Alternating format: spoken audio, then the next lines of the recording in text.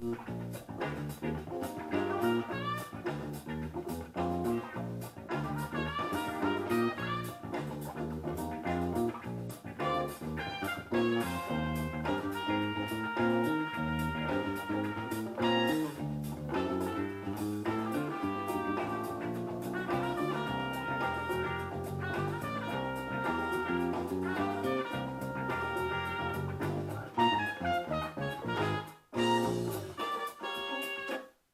right, that was a little bit of the chicken, and I'm sure a lot of you bass players are familiar with that.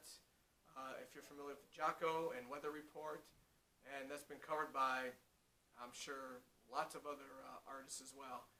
And anyway, today's lesson I want to get back with one that I did about a month ago, and it was the Chromatic Note Finder exercise.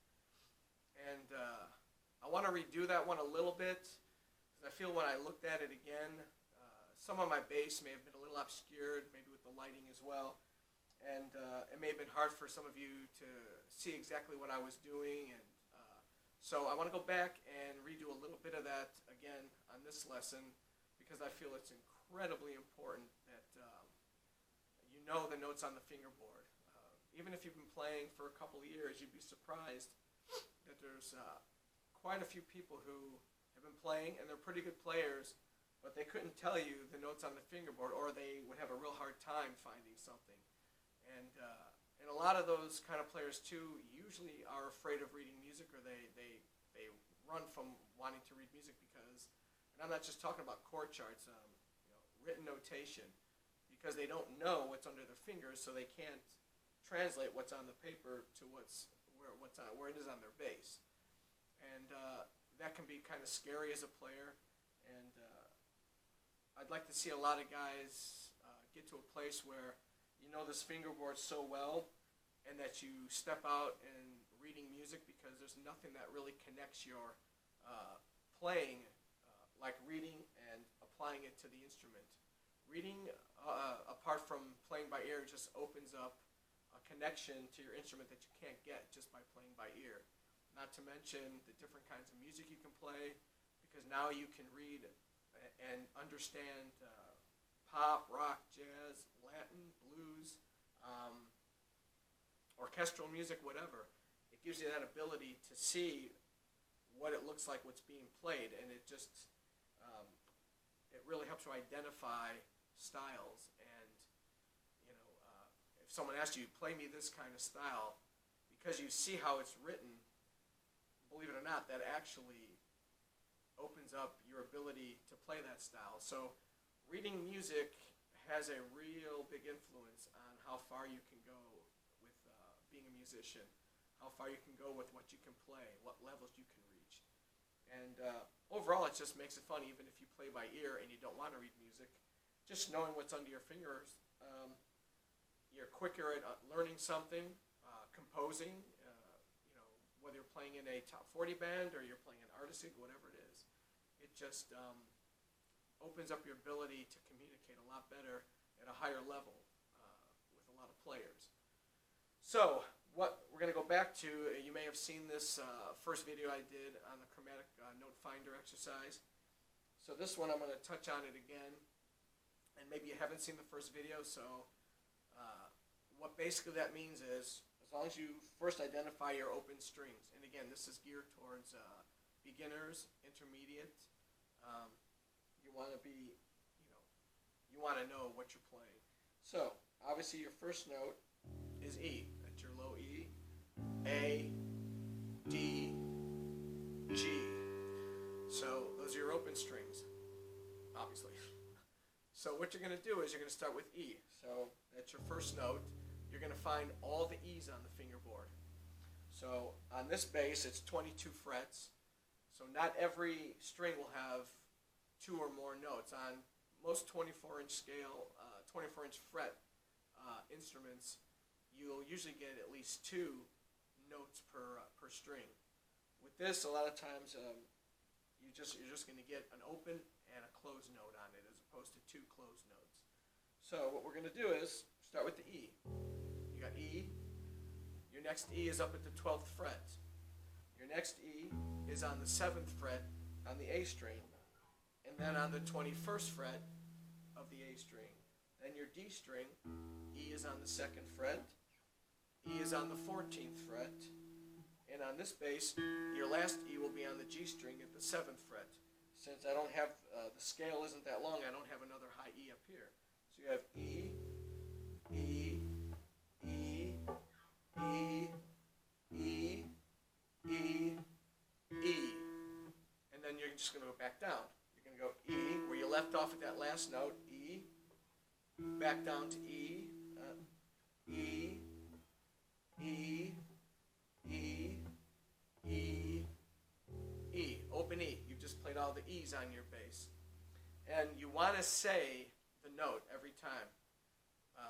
Because again, that mentally, visually helps you connect what you're seeing to what you're saying. So that helps you to improve your memorization of where the notes are. And so you always want to say the note out loud.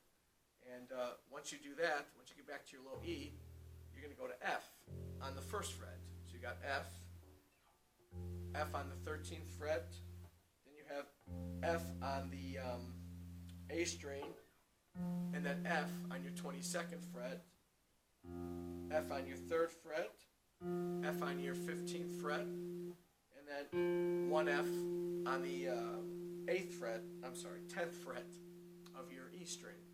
And then the same thing, you're going to go back down. F, F, F, F, F, F, F. And then what you're going to do is, once you do that, you're going to go to F sharp. So it's chromatic, hence the name, Chromatic Note Finder. After you've hit all the Fs, now you go to F sharp. Same thing. F sharp on the 2nd fret, F sharp on the 14th fret, F sharp, and then you don't have another F sharp on the string, so you only have one. Then F sharp on the D string, F sharp, and then you have one F sharp here on this string, because you don't have one higher and you don't have one lower. So as I said, some strings you're only going to have one note. And then the same thing, you're going to go back down. But when we go back down now, instead of calling this F sharp, we're going to call it G flat. Because F sharp and G flat are the same note. That's an F sharp, it's also a G flat. It depends obviously on what key you're playing in. So whatever key you're playing in will determine if you call this an F sharp or a G flat. So going up, it's F sharp. So you got your F sharp, F sharp, F sharp. Now you're going to start there, come back down, G flat, G flat, G flat, G flat, G flat, G flat. Then you're going to go to G, same thing, and then come back down, G sharp, but when you come back down it's A flat. So it's the same principle all the way through, and then you get right back to E again. So you'll hit all 12 keys. You'll hit every note on the fingerboard. And what you're going to do is, this is usually done with a metronome, and you're going to start it at 60 beats per minute. For some people that may be too fast, so I would recommend maybe starting at 50, 55 beats per minute. And you're going to play it, just the quarters, right along with the metronome.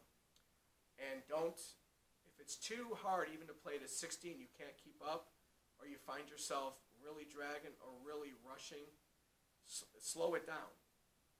Because you don't want to make mistakes. You want to be able to play it at a speed you can do it consistently without stopping.